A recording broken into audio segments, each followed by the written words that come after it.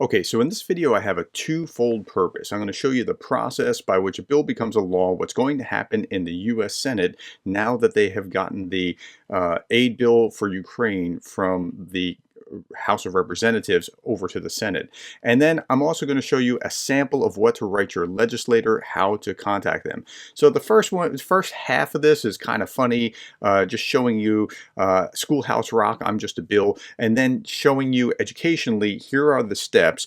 And then in the second half, I'll show you how to contact your senator and what to say exactly. Okay, so if you want to skip to that, you're welcome to do that. But so I'm a child of the 1980s. I'm 50 years old. I grew up watching Schoolhouse Rock, and I'm just a bill. And if you are older than me, and most of my viewers are, you'll probably remember this, right? I'm just a bill. Yes, I'm only a bill.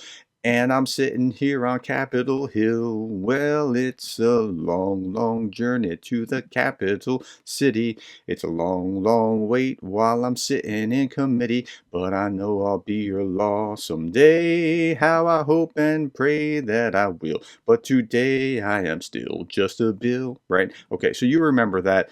And Yugi is the only word that YouTube screwed up on here with the auto captions. That's pretty good. But today I am still just a bill. Okay, so that's the process. You could have done a lot worse things in your childhood than, memorize that. And it goes through the steps. Now, here's how a bill becomes a law. So the bill begins, it's proposed, it's introduced, it's actually stuck in this box, the clerk's desk. The bill goes to committee.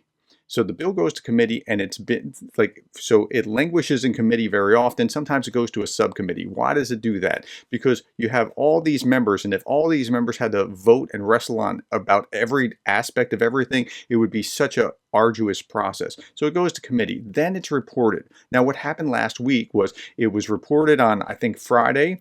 It was out to the floor, allowed to go to debate onto the floor on Friday. It's voted on Saturday, and they could still amend it at that point, but it's voted on. That's where we had the actual Ukraine vote. Marjorie Taylor Greene was still trying to tack on amendments, that sort of thing. And then, since it's voted on, now it goes to the Senate.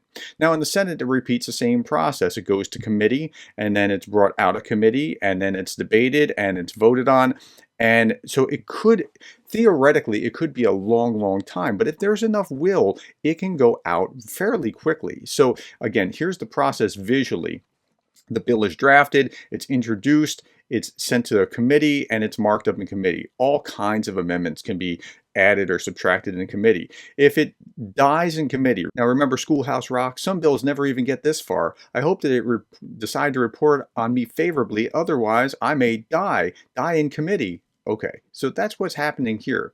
So let's go back to this. So if they get out of committee, and I think it'll pass through the committee in the Senate very quickly, then it will be reported to the floor, and then there'll be floor activity. There'll be quick votes in succession. Some may try to hold this up. Now, once it gets to the floor and out of the committee, you might see Rand Paul, and you might see J.D. Vance, and you might see even Ted Cruz, maybe even Marco Rubio, who have been leaning against it. They could be holding it up. They could filibuster. I don't think that they will. They may put up a bit of a fight for show to say, see, I tried to do something, but they're not going to spend an enormous amount of resources on it. Now, what could happen is if it gets amended, then it has to go to conference to resolve the differences, but I don't think that that's going to happen. Once it goes through the Senate, assuming that it doesn't get amended and have to go to conference, it goes right to the president signs it, and we're off to the races. And the Pentagon said that within about a week, they could have the beginning of aid to Ukraine. Now, on my Patreon, I reposted a list of the senators that are most likely to be against it. This I got off of Twitter. You can find it there as well. I'm just trying to show you how to find it very easily here. How do you contact your U.S. Senator? Well, type in contact your U.S. Senator in Google, and it will bring up ussenate.gov. Click on that, contacting your U.S. Senators. And then you can just choose your state. Let's say that you're in Texas. Okay, and then you choose your senator. And now you have your choice. You can contact both of them, and please do. Now, pretty much every contact form will have prefix, first name, last name, address, city, state. They want to know these kind of things, and then other contact information, home phone, work phone, and then general topic of your message. They want to know your address because they want to know that they're actually responding to a resident of their own state. So if you want to contact senators that are not in your state, there's this list of senators that are probably movable, like JD Vance is not on the list, and there's a reason for that. He's probably not movable, but the rest of them could probably move, and the phone number so you can call them even if you're not from the state. But if you are from the state, they want to acknowledge you. Okay, now it'll also say things like what's a general topic of your message, and you'll click down through this and you'll look at whatever the issue is, and it's probably going to be something like international relations or foreign relations or something along those lines. So you'd click international relations. What would you like a written response? Yes, ask for a written response. Please write your message. So I've given you a sample message here, and this is what you want to say and how you want to say it. Senator blank, please vote for the House approved, remember that House approved aid package to Ukraine.